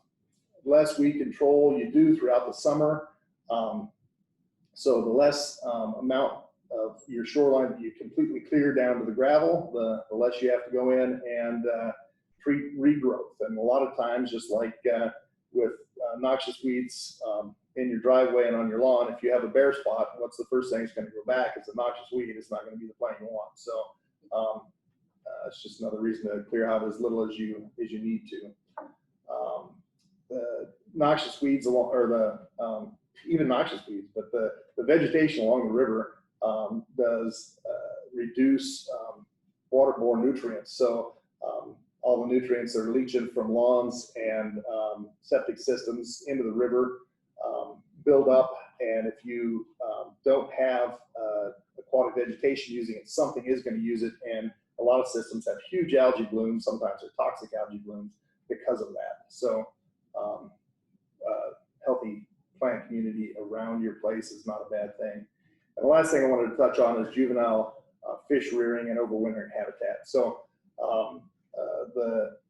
there's no doubt when you get on a lake that like if you spend any time on Lake Roosevelt, that has a huge variation summer to winter, there's very, very few aquatic plants that grow unless you're in the mouth of a tributary. You know where you can find those fish. If there's any kind of structure down there at all, that's where the fish will be, because they make great habitat. So the same thing holds true in the river, and the more diverse habitat you have, the better. So if you've got a hodgepodge of different plants out there, just because you've got one that's growing to the top, unless it's a bad one that you want to get rid of, you might want to leave it there, because a big bass may want to hide behind it. All right, so the next thing I want to talk about is options for shoreline management tools. So again, this focus is on herbicide-free tools. When I first started looking into it, you couldn't find anything other than a yard rake locally. Apparently, the only people that manage aquatic weeds live in Minnesota, or what was the other one? Michigan, because that's where all the tools are made, and all of them are sold out of. So I started year after year, I'd buy one or two tools that I thought would be handy to use in our river, and that folks might want to take a look at. Because even though we started a grant program that helped people purchase them, they didn't know what to buy because they weren't available, and you couldn't go to the Big R and look at them and see whether it was worth your money. Some of them seem pretty simple, and they still charge quite a bit for them. So I'm going to go through some of the different tools I've collected over the years, and some that I've recently found and don't have that I thought were worth taking a look at. I just kind of broke them down into some categories here. So I'm going to talk about hand tools first. And within that, we've got cutters and pullers, rakes, rollers and tillers. And then I want to try to remember to talk about good combinations. So if I don't, somebody yell at me. Then I'm going to talk about some of the power tools that are available. And since this was already mentioned, I'm not going to talk, it's not part of my presentation, but we do have several contractors in the area that provide herbicide-free options. So there's ground barriers, there's custom pulling, dive assisted, or just hand pulling, and then harvester may or may not be available in the near future for custom harvesting. So moving on. So how's it look on the screen? Not too bad. So moving left to right, start over here. The red arrows point to several different rake options. A rake option is important no matter what other tool you use, because you need to have a way to get the vegetation from the river that gets freed using any of your other tools. Keep it from floating downstream. One is because it's part of the permit. You've got to collect as many of the fragments and plant chunks as you can as part of your removal. The other one is just a good neighborly thing to do, because if you don't pull it out, it's going to land on Billy Bob's spot next door, and they're not going to be happy. The next category is tillers and pullers. There's more variety in that section than any other section, and I think that they're the upcoming thing, mostly because if you can pull a weed instead of just cutting it, you don't have to cut it again tomorrow. And then I've got a couple different cutter options. So moving on. Right, simple but important. So when I first got here, this was your two options. You could go down to one store and you could get this beach rake, which got about 3-inch tines, tines only on one side, and it has a little eye bolt down here you could hook a line to, so you can toss it out in the water and bring it back. Incredibly ineffective, and no, it's a waste of time. But if you've got one of these, I'll show another example of it in here, but you can put a pool floaty on the back side of this so it doesn't sink down in the water, and you can toss it out there. It does have a lot longer rake bar than some of the normal yard options, and it's aluminum, so it's fairly light. So you can toss it out there, and you can use it to rake back in floating plants. This is actually a homemade device that one of our contractors made for doing our plant surveys, where if you can't see down through the water column to know what you're IDing, you toss this out there. What I loved about it is you can't screw it up. It's got tines on both sides. That's something that's really important for me when I'm using a throwable device, is that it's double-sided, because I'm not a good throw, and it will land the wrong way 95% of the time. So this is just a simple yard rake that somebody had an extra head, the handle broke off, and they just welded it in a couple spots. But if you don't have a welder, you can just put hose clamps in a couple different spots, and then you slide a piece of pipe over it and cable clamp it on. The pipe just adds extra weight to the end that you want doing the good, so it'll dig down into the soil and pull up more of the roots. Simple but effective. It just doesn't reach, it's not very wide. So if you're doing a small area, it's all right. This is, or two different options actually. They look very similar, but this Rakezilla is a new tool. I haven't got one. I haven't seen it before, but I love, again, that it's double-sided, so dummy-proof. This blue thing that you see in the picture is the pool floaty I was talking about. It's probably custom made for this, but you just zip tie it right along the rake edge in the middle, so that you can toss it out there and get your surface plant fragments. And these long tines are really good for that, because if you thrown out a cutter, cut a big batch, you don't want to have to go out with a rake 4 or 5 times, because a lot of times it's so thick it'll go under your tines. These long tines are about 12 inches long, so they'll grab a heck of a lot more veg and bring it in. This is aptly named the Big Tooth Lake Rake. Got a couple features that Rakezilla doesn't have.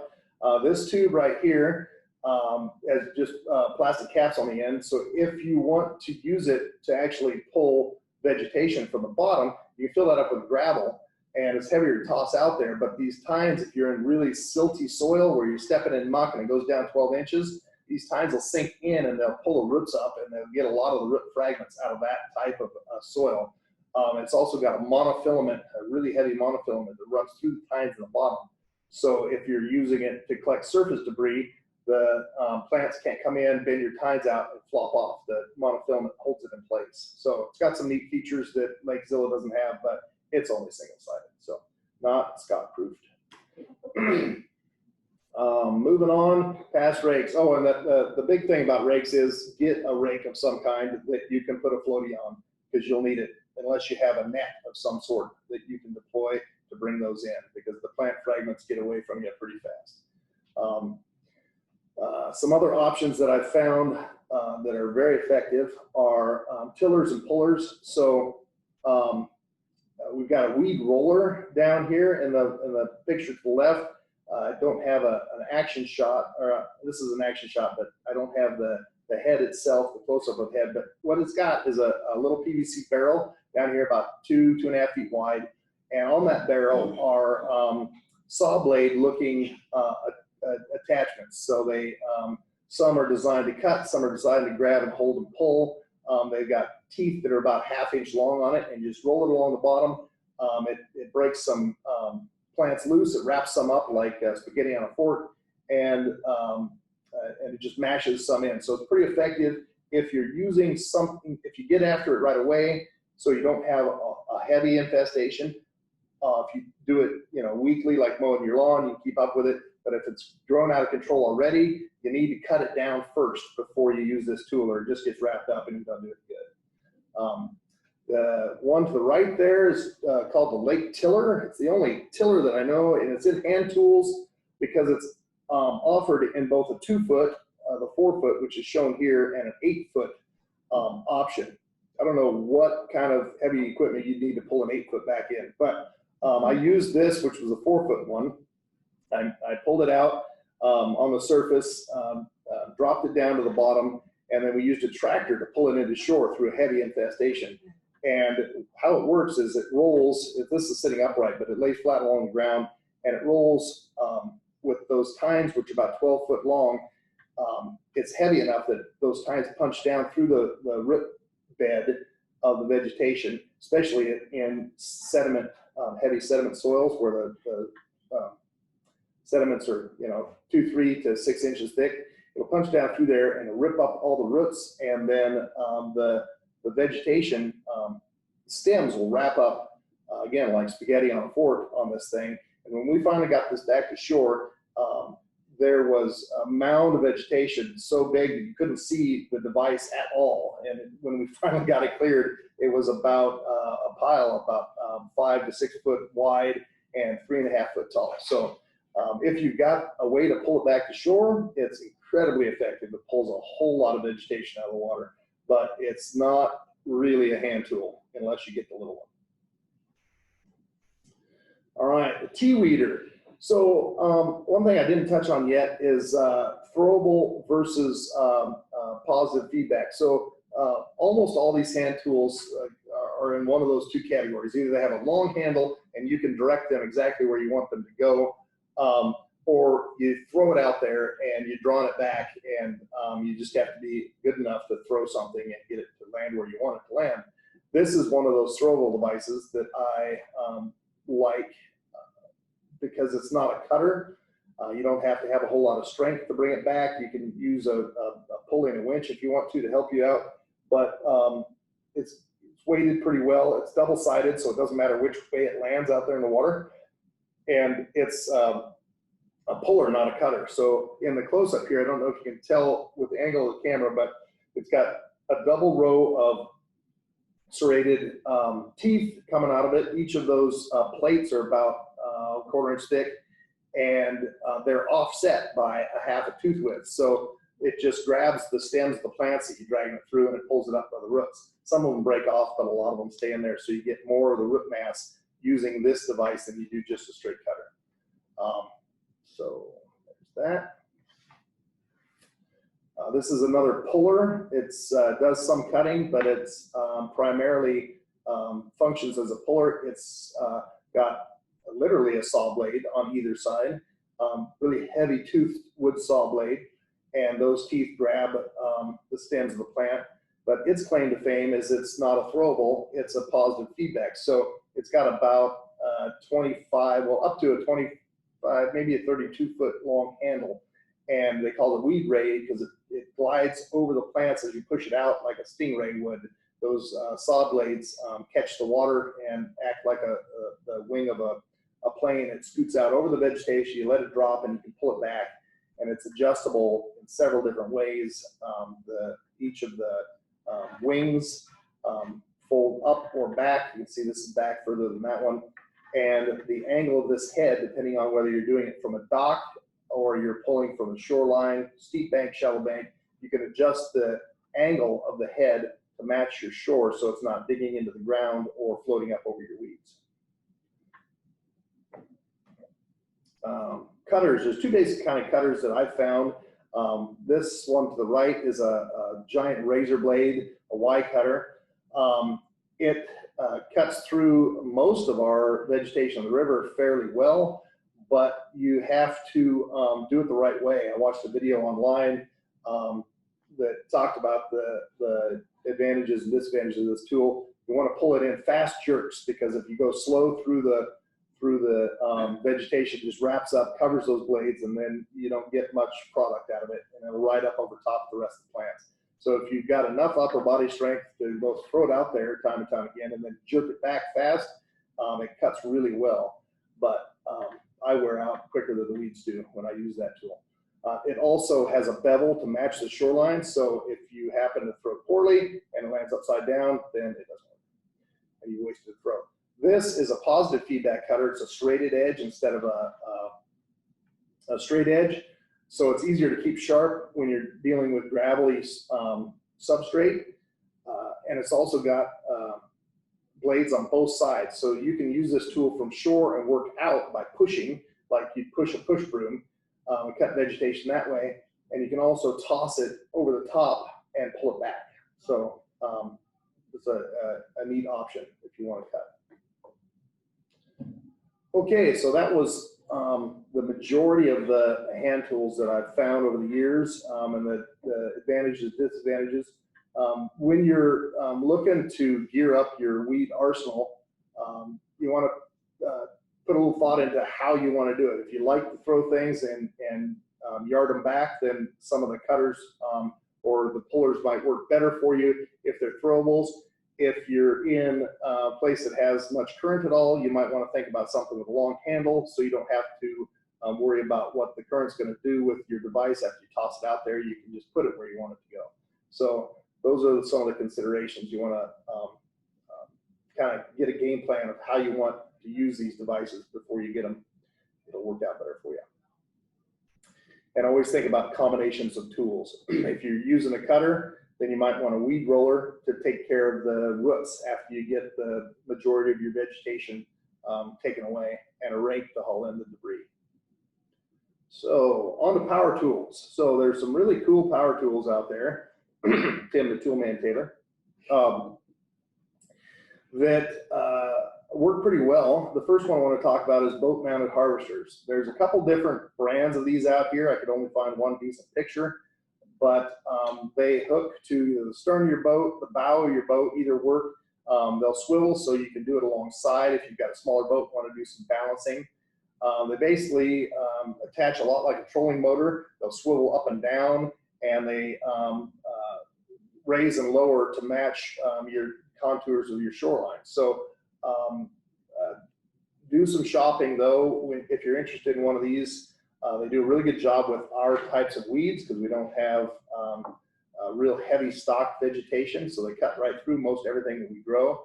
But some of the manufacturers come with the ability to extend down and reach deeper water than others. So do some shopping before you purchase one of those units. I've used one in our river, and it's been very effective. It'll only get down even with the extension to about 6 foot of depth though. So, and it's like mowing your lawn. You just got to go right back out there again. There's a lot of different types of weed rollers out there. This one I think is the Lake Groomer. These are set up basically hands-free option. You have to have something to attach them to. The piling of the dock works pretty well. I think they have a freestanding option if you don't have a dock on your property, but they work like a irrigation pivot where you've got either a motor that direct drives it, or you've got a pump and gears that hydraulically moves a linked tube through the water, rolls it back and forth through the water, and it just mashes the plants down, rolls over top of them, breaks them loose, and then keeps it free down to the sediment, whatever it is down there. Sometimes if you keep running it, it'll even remove some of the muck that's built up through the years, but it's all or nothing. So you have to put it where you want it, and it's not very easy to move from location to location. They have a pretty long reach, so most people can treat, you know, an area that they want to recreate in without having to move it throughout the year. And free electric power is required down to the dock, though, and that's sometimes a big pain. A power rake works a lot like the weed roller, but it's a lighter weight unit. It works off a hydraulic motor exclusively, and it just spins in a circle around a central motor, central base, and the rake, a portion of it is just chains, loops of chains that are hooked to the boom, and they drop down and drag along the ground. So the chains, if you've got submerged twigs that are anchored into the ground, the chains are going to hook up and it's not going to work for you, but they're lightweight, so you can pick them up and move them. You can move them, you know, day to day if you need to. It's something that's you can share with a neighbor if you buy it jointly. So every year I try to find a new tool to show to people that I think will work in the river, and this is what I came up with this year. So other than Rakezilla, which is a cool new rake, this device looked really interesting to me. It's a two-part system. There's a barge that this monster towable rake hooks onto. It's a tag team operation. You have to have somebody with a boat pull the barge out into the water past your weeds. And then this line that you see in the photo here is hooked to the rake itself.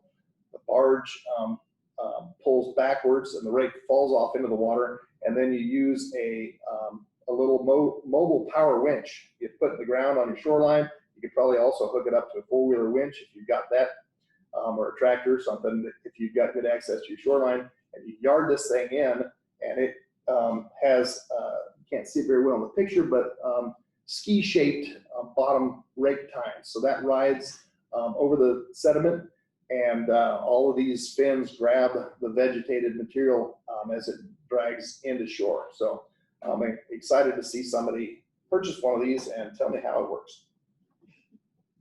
That's all I have for today. Does anybody have, oh, we don't have questions. So if you have questions, send them in and we'll try to get answers for you. Thank you.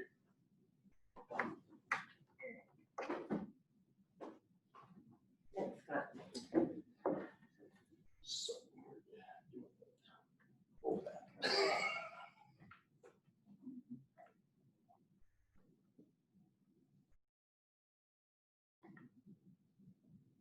Okay, let me share the screen and we'll get started on our presentation with Jen Andreas and Jen Parsons. Jen Parsons is from the Washington State Department of Ecology, and Jen Andreas is from the Washington State University Extension.